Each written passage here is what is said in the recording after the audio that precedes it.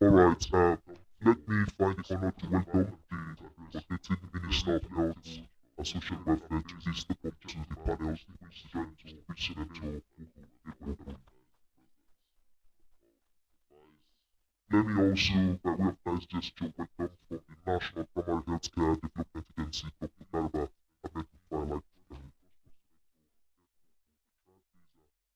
And also, may I welcome the President of the Pharmaceutical Society of Nigeria, very Mrs. Ayuba Ibrahim. Alright, thank you very much. Please be seated, sir. Please just advise me. Thank you. This is an amazing fellow. Let me also request to join on the platform the very amazing erudite Dr. Simon Akwele, Vice Chairman, African Vaccine Manufacturing Initiative. I welcome you. Welcome the rotating Minister of Health and Social Welfare to please step up to the panel. Distinguished guests, ladies and gentlemen, I'd like to welcome Dr. Felix Asamoah to please step forward to join on this panel. I hope I got his name correctly. He's the brain behind what we are doing in Ghana, and of course he's here to share his wealth of knowledge. With your kind permission, the chairman of the occasion, may I request please for your opening.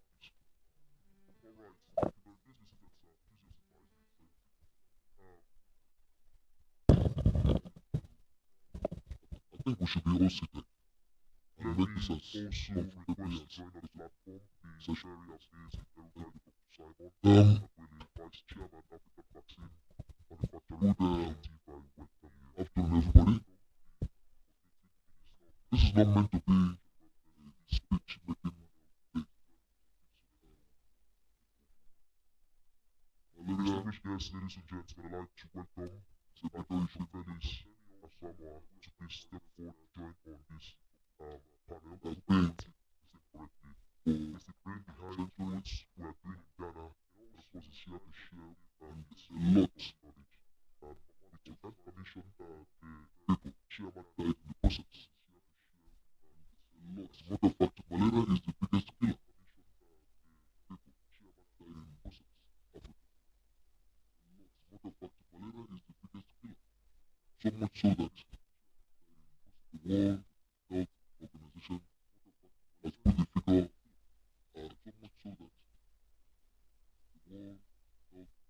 over 600,000 fatalities yearly.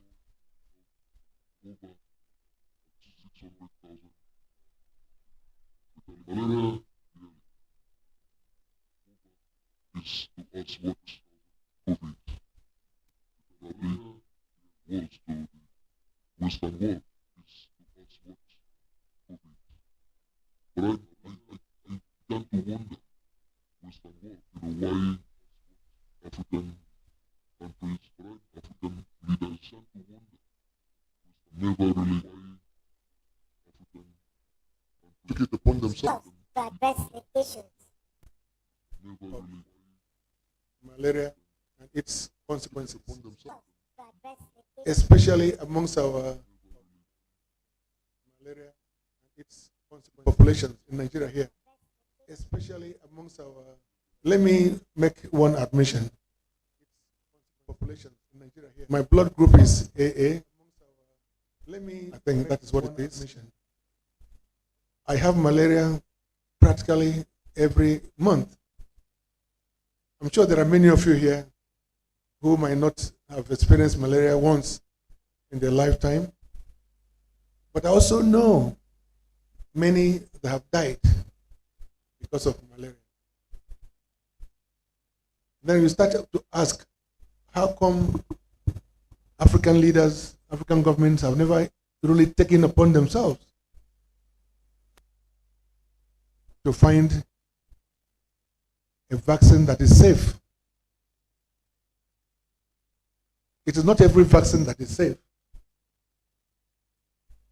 We know what happened with the Pfizer vaccine in Kano some years ago and the devastation it caused to a whole many families.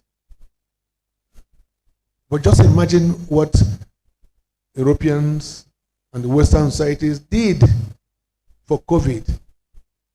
It didn't take them long. It didn't take them long to go to work and produce safe vaccines for COVID that were compulsorily administered to virtually everybody in the world. Only very few people refused to get the vaccine of COVID vaccine. But I am sure that you know that the vaccine, the COVID vaccine, saved so many lives. Now I'm making a comparison because I'm just trying to compare the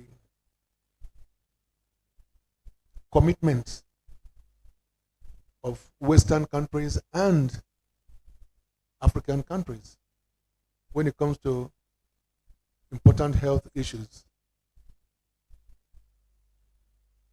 The discovery or efforts in discovering vaccine for malaria shouldn't be a private venture. Every government should be involved.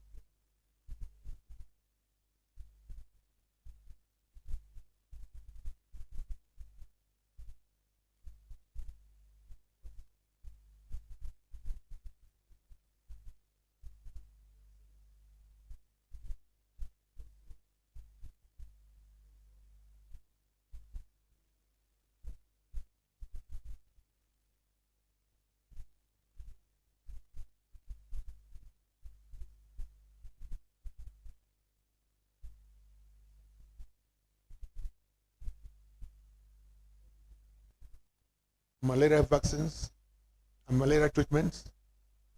I am not taking the work away from your ministry, my minister. No, far from it.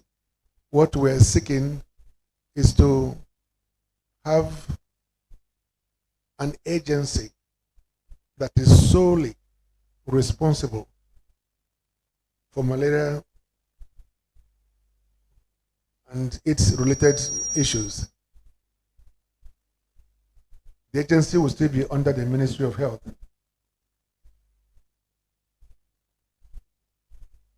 But with that agency, there should be more funding directly from the president. You know there was a presidential task force on malaria, and I don't believe that that group has done much other than the ceremonial announcements and here and there. But I fervently believe that if we have an agency that is going to work and collaborate with the presidential team, that a lot can be achieved. I know that there are many other agencies, maybe with tuberculosis and other ailments, and we are seeking for the very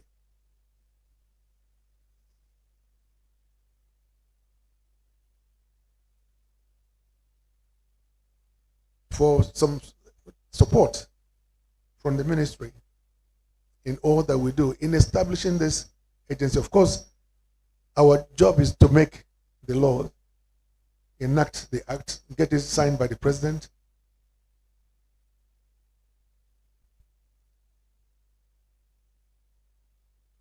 But we expect every support, particularly when it comes to the public hearing. We expect public hearing anytime before July of this year. It is not uncommon for some ministries to come to public hearing and say, oh, we don't support something like this because you're taking away our jobs. We're not taking away your jobs. We're trying to save lives. We're trying to collaborate with all the key players in the sector. And so I hope that when the time comes, all of you in the sector, particularly the Ministry of Health, will come to the public hearing and lend their support. Will you assure me of that? We will, sir. Thank you very much. Thank you. So, I'm sure everybody here will have something to say.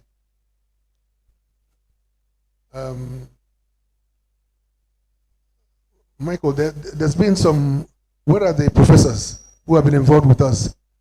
I thought they were invited to this event. And Mama Malaria and the rest of them, where are they? Sorry?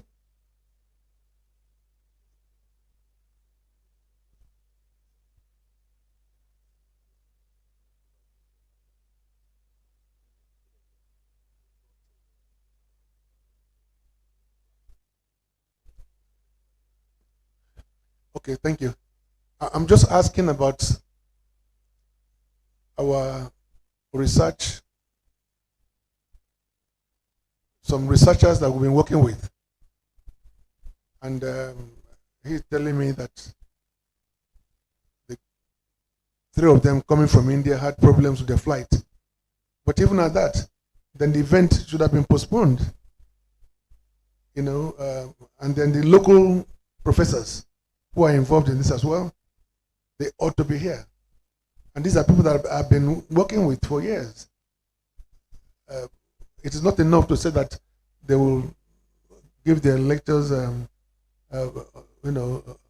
virtually, but we're here now, so we have to make do with whatever we have.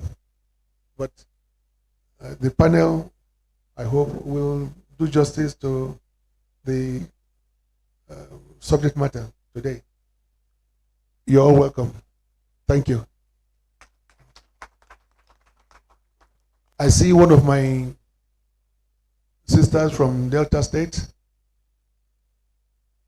who is a heavyweight politician, one of the leaders of our great party.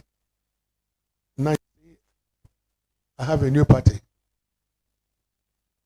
the great party, the party of the president, and that is APC. My sister Ngozi Alejeme, you're welcome.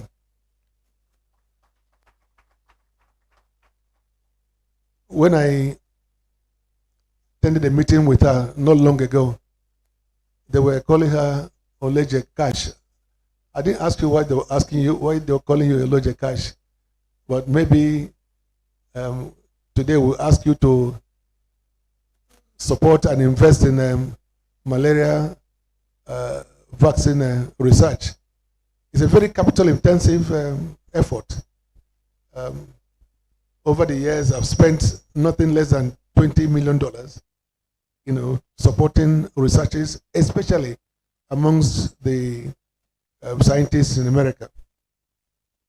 But as I said, if malaria were to be an European problem, assuming that if people in America had malaria, or people in UK had malaria, or France, by now they would have discovered vaccines. Don't you think so? Of course, yes, they would have discovered vaccines. They would have put in the money, they would have put in the effort and the resources. But because it's an African problem, they show little interest. As a matter of fact, they make more money selling their drugs to us. They make more money selling their drugs to us. And there are many types of drugs. Most of them are also not entirely safe after long-term use. Long-term use creates problems for the body generally. Kidney, liver, you name it. But that is not their concern. The concerns of these big pharmaceutical companies, UK, America, India, is profit. That is the concern, profit. They know that if we discover vaccines, that the drugs will no longer be needed in Africa. And so the companies will fold up. Or they will lose many of their workers. But I'm sure you know this. The fact that if all of us are given a vaccine or vaccines, just like in the COVID era, there were 3 or 4 types, isn't it? So we can work towards discovering different types of vaccines for malaria. It could be 2 or 3 or 4. But the immediate implication is that if we are all given vaccines, just imagine the fact that there will not be any more fatalities from malaria, and people will not have malaria anymore.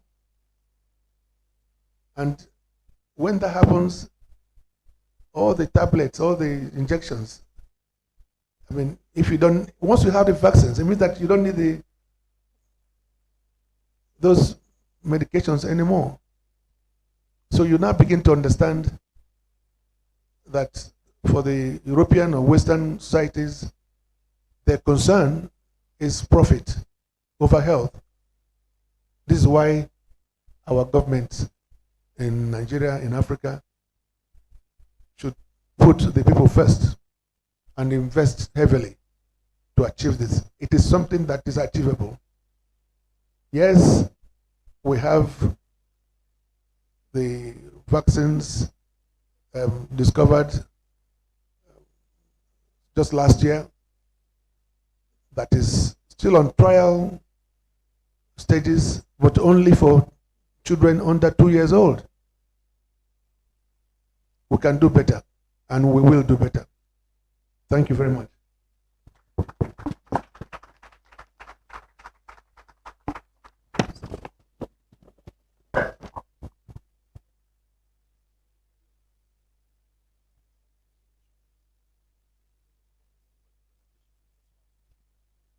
Thank you very much. One more time, can we please put our hands together for the very distinguished Senator Ned Nwoko. Distinguished guests, ladies and gentlemen, we shall take one presentation at this time, but let me welcome, I cannot overlook the caliber of guests that walk in, and it's very pertinent for me to welcome them most appropriately. With us on the platform is a very proud daughter of the Niger Delta. It gives me a great deal of pleasure to welcome the very Amazon with the heart of gold, the very amazing Susan Lukobri, wife of the Honorable Minister of Petroleum Resources. I'd like to welcome you very specially. Thank you for coming through. Ladies and gentlemen, I say this with all amount of sincerity. Her presence will always be goodwill in any function she attends. This is because she makes rare public appearance of very great initiative she's here. Allow me, therefore, to welcome very specially the very Dr.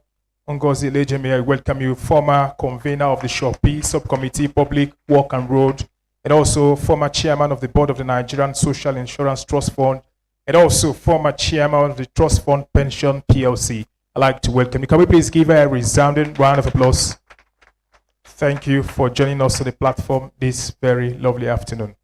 Our first paper presentation, just before we go to the panel, is Malaria Vaccine Advocacy and Community Engagement.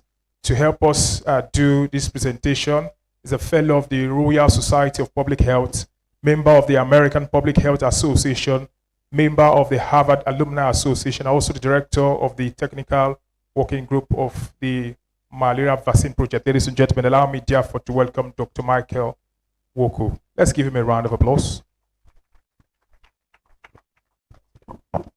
Mr. Chairman, sir, Chief Host, Coordinating Minister, members of the High Table, our amiable leaders, invited guests, distinguished ladies and gentlemen. Briefly, I will just dwell on this topic of discussion, having elucidated on the history behind the establishment or founding of the Prince Ned Nwoko Foundation and its core objectives and mandates. I would like now to dwell more on a very important pillar amongst the 4 pillars that the Prince Ned Nwoko Foundation focuses on, and that is healthcare. And bringing us now to specifics, which is the reason why we are gathered here today, is precisely the malaria vaccine workshop. What can we do to bring about a resilient, effective, and sustainable vaccine manufacturing ecosystem in Nigeria and Africa, in line with the theme of today's workshop? Now, you recall that the COVID-19 experience is very instructive. 1 year after COVID-19 was declared global pandemic, COVID-19 was declared global pandemic by the World Health Organization precisely on the 11th of March, 2020. 1 year after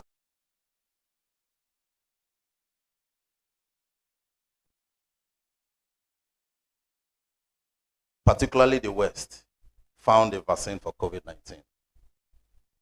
Malaria has been endemic in Africa over the years without any long-term or short-term solution to effectively combat it.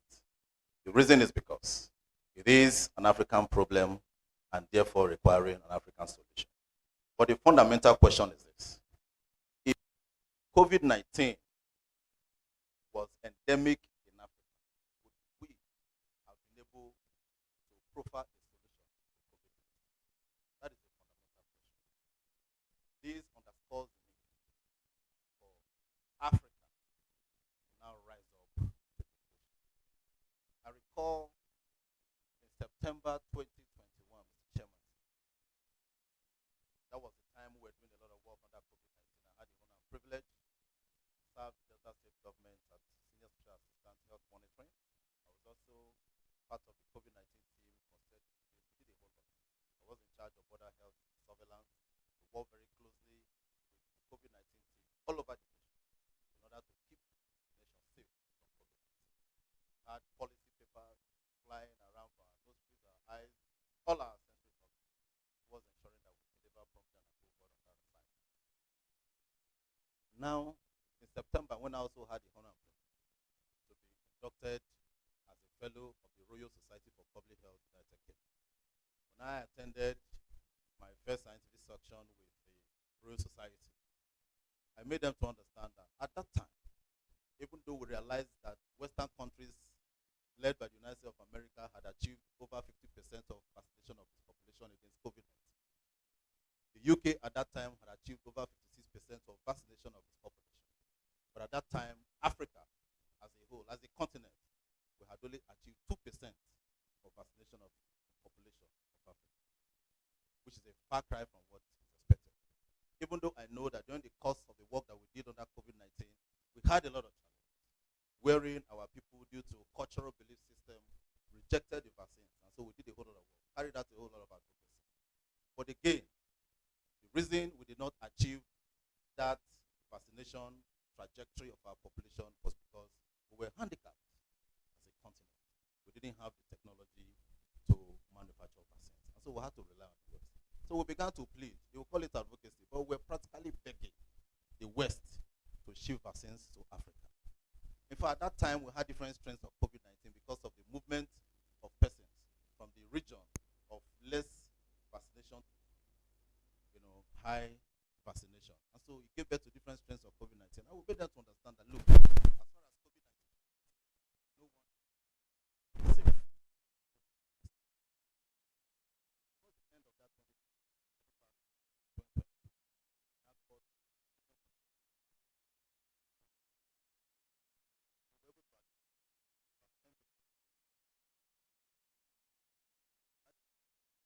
that if the West did not support us with this vaccine, we don't have to achieve that vaccination trajectory.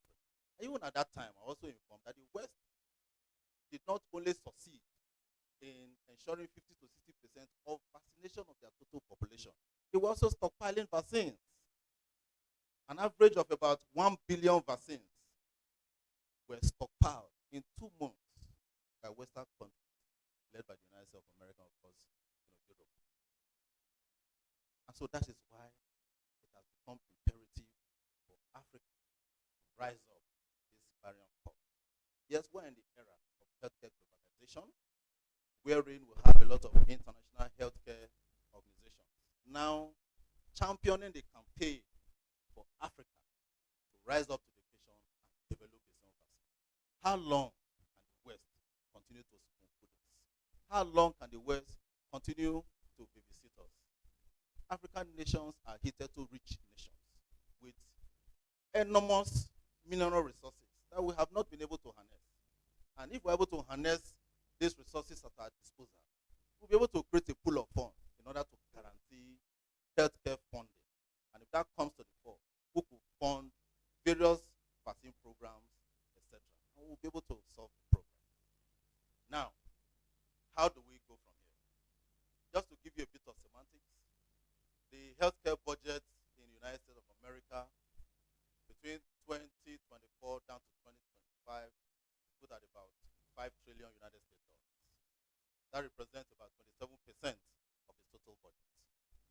And then in the UK, we have about 190 billion pounds, which represents about 20% of their total budget.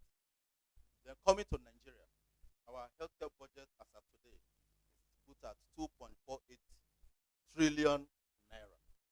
This represents 5.18% of our total budget.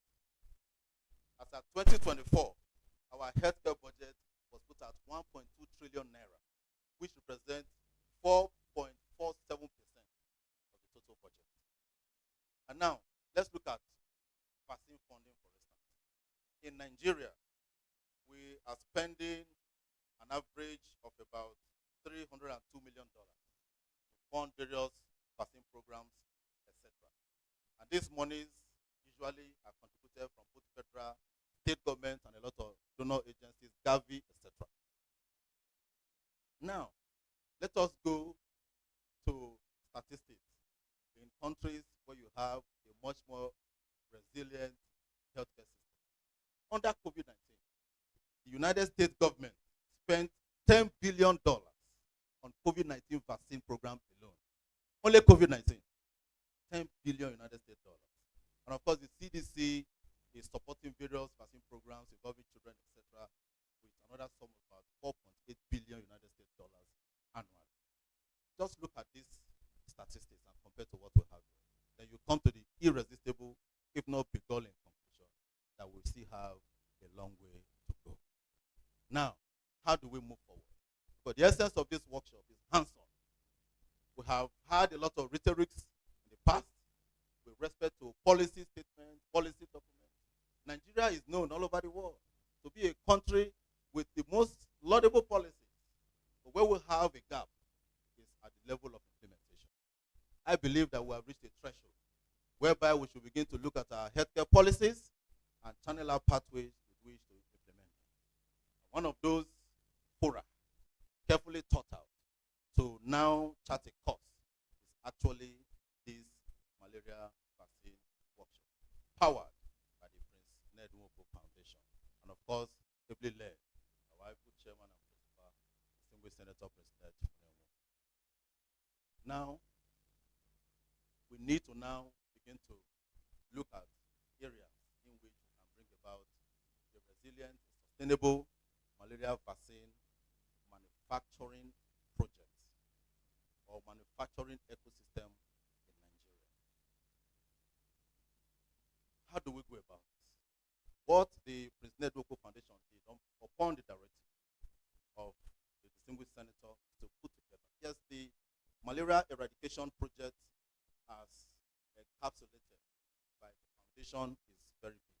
And you'll agree with me, sir, that the project is huge, very huge. And so in order to yield maximum and comparative outcome, it became necessary to really unbundle the project so that we can achieve results. Now, the program itself includes, but not limited to, long-term and short-term measures towards eradicating malaria in Nigeria and Africa, as well as the environmental component. The reason we are gathered here today is purely vaccine.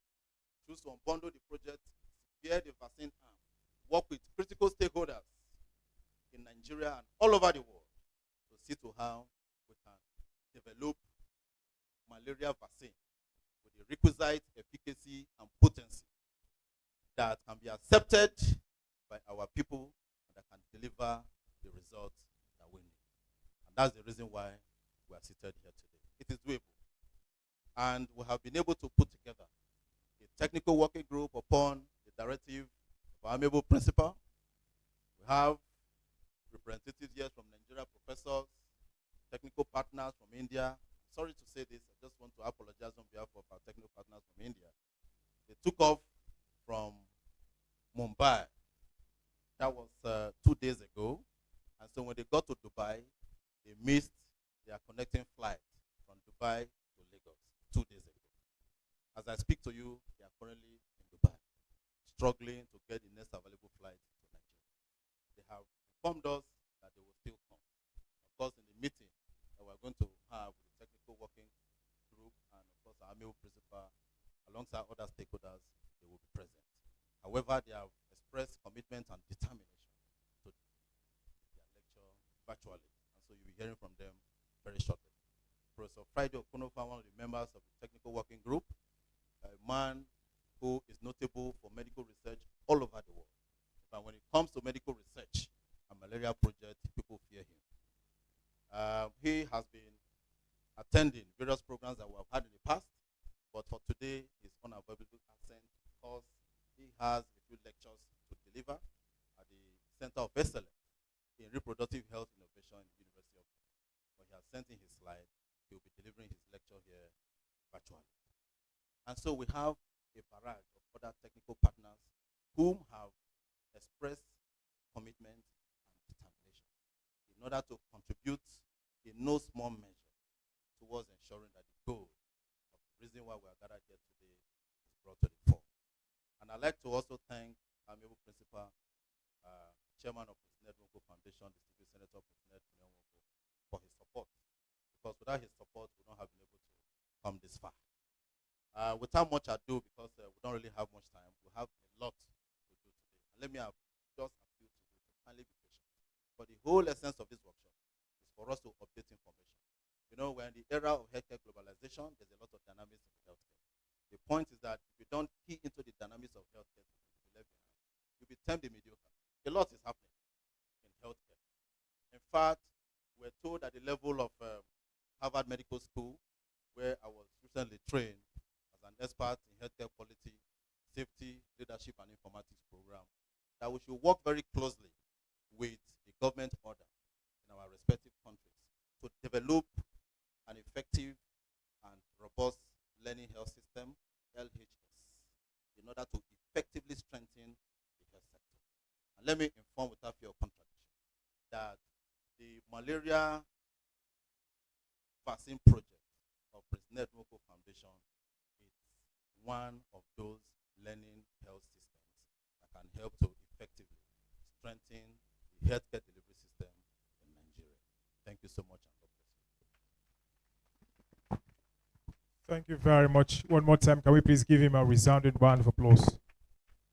Our distinguished senators are seated almost to your immediate left, where Stu Akap is here in two capacities, first representing the minister, and then in his own right, is supposed to make an address. I think before he joins the panel, it is just only okay for us to hear from the minister. But then we just have a breather. We've had too many talks just to lighten up. So I beg for just 2 minutes for a comedian to just do something for 2 minutes. Then we can hear from the minister, and then we can have our panel discussions. Ladies and gentlemen, please help me to welcome Mr. Ode. He's fondly called the uncommon comedian. For 2 minutes, please. 2 minutes, please. Thank you very much.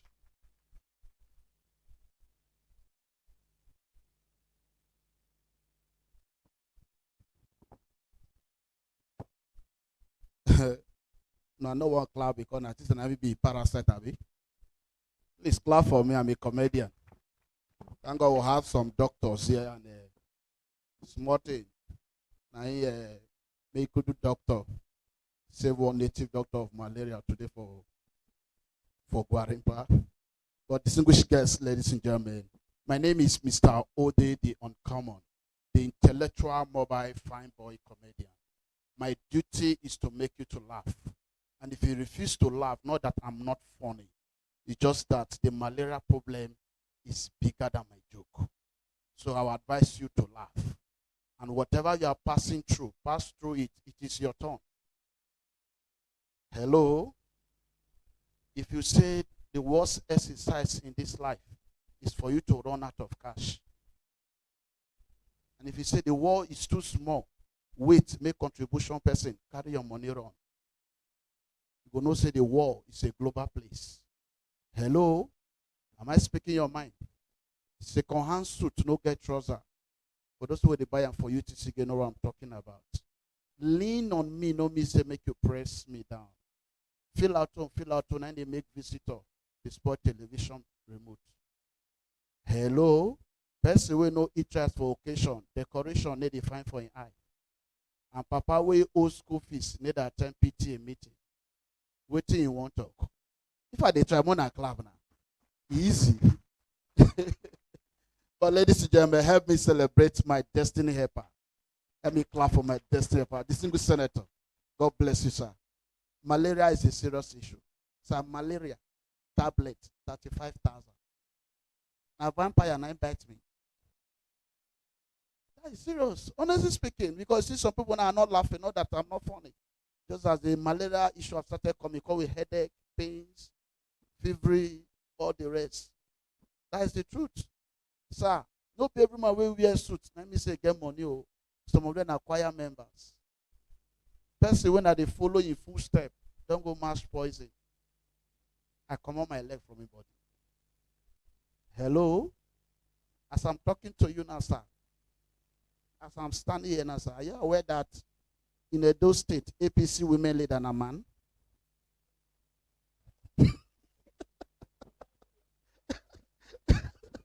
Honorable shock. Well, ladies and gentlemen, Jesus Christ fed 5,000 people with 5 loaves of bread with 2 fishes. That means Jesus Christ was the first to serve small chops. You can imagine. Hello, sir.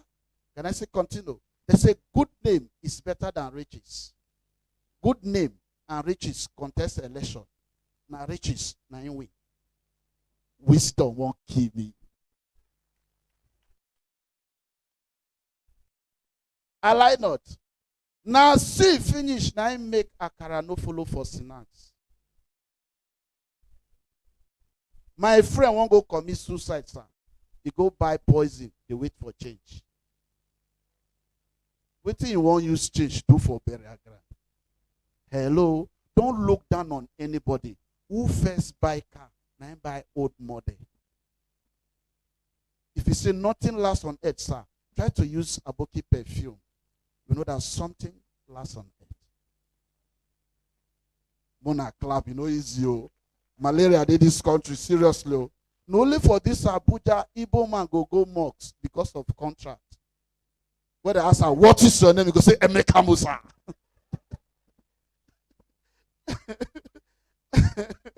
Oh boy, see groove.